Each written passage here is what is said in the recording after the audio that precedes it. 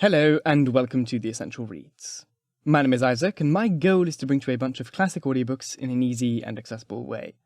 This is the Friday video where I'm bringing you short stories every Friday, and we are continuing, like last week, with The Island of Dr Moreau by H.G. Wells.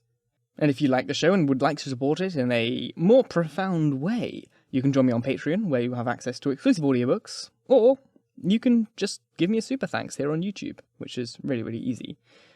And if you're listening on podcast, go to the Patreon and stay being awesome. You can find this on Spotify, if you did not know, and all other podcasty platforms. Now, without further ado, let's dive in. The Island of Dr Moreau by H.G. Wells. Edward Prendick's Story. Chapter 1. In the Dingy of Lady Vane. I do not propose to add anything to what has already been written concerning the loss of the Lady Vane. As everyone knows, she collided with a derelict when 10 days out from Callao. The longboat, with 7 of the crew, was picked up 18 days after by H.M. gunboat Myrtle, and the story of their privations has become quite as well known as the far more horrible Medusa case. But I have to add to the published story of the Vane another, possibly as horrible and far stranger. It has hitherto been supposed that the 4 men who were in the dinghy perished, but this is incorrect. I have the best evidence of this assertion. I was one of the 4 men. But in the first place, I must state that there never were 4 men in the dinghy. The number was 3. Constance, who was seen by the captain to jump into the gig, luckily for us, and unluckily for himself, did not reach us. He came down out of the tangle of ropes under the stays of the smashed bowsprit. Some small rope caught his heel as he let go, and he hung for a moment, head downward, and then fell and struck a block or spar floating in the water. We pulled towards him, but he never came up. I say luckily for us, he did not reach us. I might almost say luckily for himself, for we only had a small breaker of water and some sodden ship's biscuits with us. So sudden had been the alarm, so unprepared the ship for any disaster.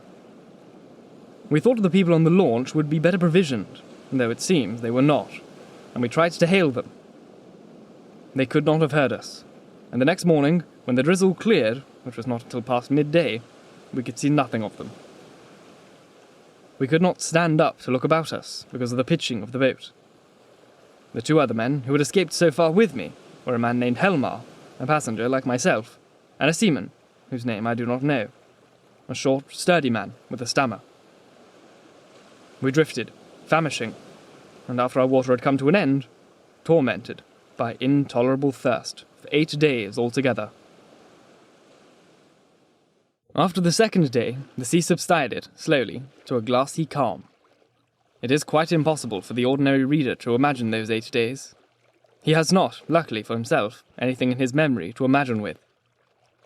After the first day, we said little to one another, and lay in our places in the boat, and stared over the horizon, or watched, with eyes that grew larger and more haggard every day, the misery and weakness gaining upon our companions. The sun became pitiless. The water ended on the 4th day, and we were already thinking strange things, and saying them with our eyes. But it was, I think, the 6th before Helmar gave voice to the thing we had all been thinking. I remember our voices were dry and thin, so that we bent towards one another and spared our words. I stood out against it with all my might. It was rather for scuttling the boat and perishing together among the sharks that followed us. But when Helmar said that if his proposal was accepted, we should have drink, the sailor came round to him. I would not draw lots, however, and in the night the sailor whispered to Helmar again and again, and I sat in the bows with the clasp-knife in my hand, though I doubt if I had the stuff in me to fight. And in the morning I agreed to Helmar's proposal, and we handed halfpence to find the odd man. The lot fell upon the sailor, but he was the strongest of us, and would not abide by it, and attacked Helmar with his hands. They grappled together, and almost stood up. I crawled along the boat to them, intending to help Helmar by grasping the sailor's leg. But the sailor stumbled with the swaying of the boat, and the two fell upon the gunwale and rolled overboard together. They sunk like stones. I remember laughing at that, and wondering why I laughed. The laugh caught me suddenly, like a thing from without.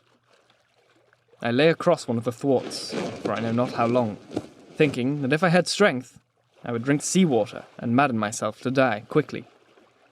And even as I lay there, I saw, with no more interest than if it had been a picture, a sail come up towards me over the skyline. My mind must have been wandering, and yet I remember all that happened quite distinctly.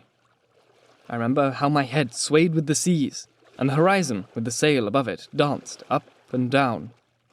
But I also remember as distinctly that I had a persuasion that I was dead.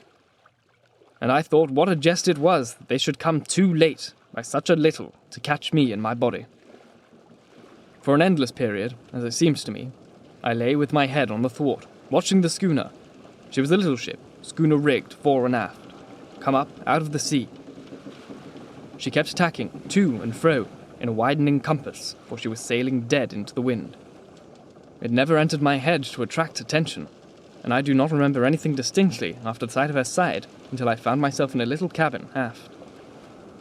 There's a little dim half-memory of being lifted up to the gangway, and of a big red countenance, covered with freckles, and surrounded with red hair staring over me to the bulwarks. I also had a disconnected impression of a dark face with extraordinary eyes close to mine, but that, I thought, was a nightmare, until I met it again. I fancy I recollect some stuff being poured in between my teeth, and that is all. Thank you so very much for listening. If you enjoyed, please like, comment, share, all that jazz, and if you really enjoyed, do subscribe, because there's more to come. And if you're listening on podcast, please share the show with your friends or leave a review, because it helps get this in front of as many people as possible. And if you'd really like to support me, go to the Patreon, where you'll have access to exclusive audiobooks. Or leave a super thanks here on YouTube, which would be great. Again, as this is a new format, let me know what you think of the soundscaping, and like usual, I probably won't be able to do it with all the books, but I'm going to continue trying to do it on this Friday format. Once again, thank you very much for listening, and until next time, bye-bye.